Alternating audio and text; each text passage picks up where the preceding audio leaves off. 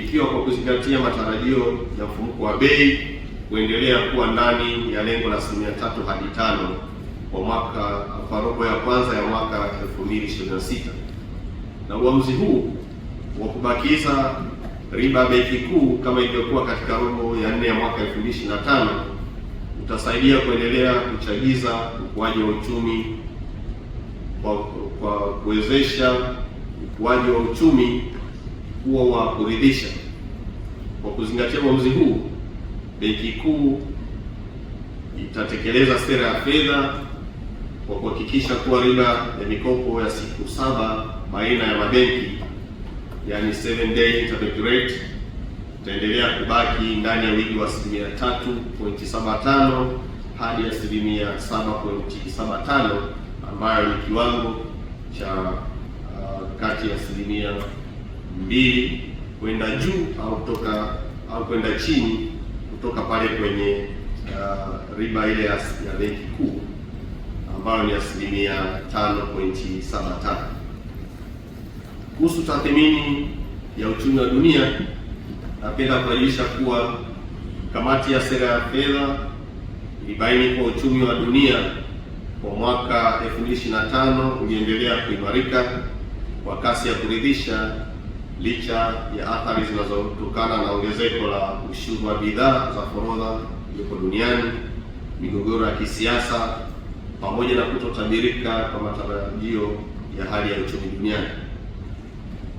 Shirika la fedha la kimataifa IMF limetoa makadirio ya ukuaji wa uchumi wa dunia utakaofikia 3.2 kwa mwaka 2025 ikilinganishwa na 3.3 kwa mwaka 2024, na unatarajiwa kuendelea kukua kwa kasi hiyo hiyo kwa mwaka 2026. Mfumuko wa bei umeendelea kupungua na kufikia takriban kuwa chini au karibu ya lengo la benki kuu nyingi duniani, na hii ni kutokana na kupungua kwa bei za nishati, utekelezaji madhubuti wa sera ya fedha katika nchi nyingi duniani, pamoja na kupungua kwa viwango vya ukwasi katika vipindi vilivyopita. Na kwa kuzingatia mwenendo huu, kamati ya sera ya fedha inatarajia kuwa mwenendo wa uchumi wa dunia utaendelea kusaidia mfumuko wa nchi nyingi duniani kubaki ndani ya malengo katika mwaka wa 2026. Katika robo ya 4 ya mwaka 2025, bei ya mafuta ghafi ilipungua na kufikia kati ya dola 62 mpaka 65 kwa pipa moja, na inatarajiwa kubaki katika viwango hivyo hivyo kwa robo ya kwanza ya mwaka 2026,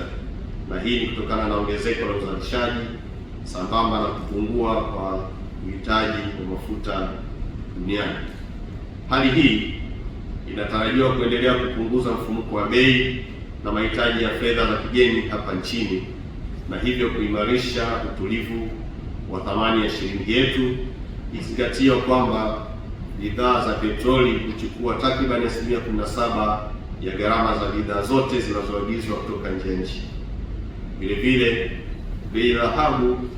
imeendelea kuongezeka na kufikia kiwango cha juu kabisa cha dola za Marekani 4421.65 kwa wakia moja, na inatarajiwa kuendelea kuongezeka katika mwaka 2026. Mwenendo wa bei ya dhahabu unatarajiwa kuongeza pato la fedha za kigeni hapa nchini na kuendelea kuimarisha thamani ya shilingi yetu ya Tanzania. Kuhusu tathmini ya uchumi wa ndani, kamati ya sera ya fedha ilibaini kuwa uchumi wa Tanzania bara uliendelea kukua kwa kasi ya kuridhisha na kufikia takriban 5.9 kwa mwaka ulioishia mwaka 2025,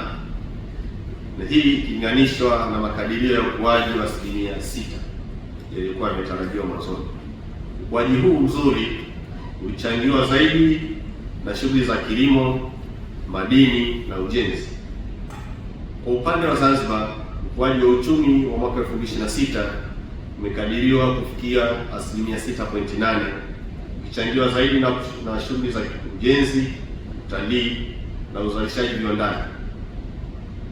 Kwa ujumla, mikopo kwa sekta binafsi iliongezeka kwa wastani wa 20.3% kwa Tanzania bara na Zanzibar. Katika robo ya kwanza ya mwaka 2026, uchumi wa Tanzania bara unatarajiwa kukua kwa 6% na uchumi wa Zanzibar unatarajiwa kukua kwa 7.2%. Kuhusu mfumuko wa bei, kamati ya sera ya fedha imefanya tathmini na kuona kwamba mfumuko wa bei umeendelea kuwa tulivu ndani ya lengo la 3 hadi 5 kama ilivyokuwa imepangwa kwa mwaka robo ya 4 ya mwaka 2025. Na katika robo hiyo ya 4 ya mwaka 2025, mfumuko wa bei kwa Tanzania bara ulikuwa wastani wa 3.5 na kwa upande wa Zanzibar ulikuwa 3.4.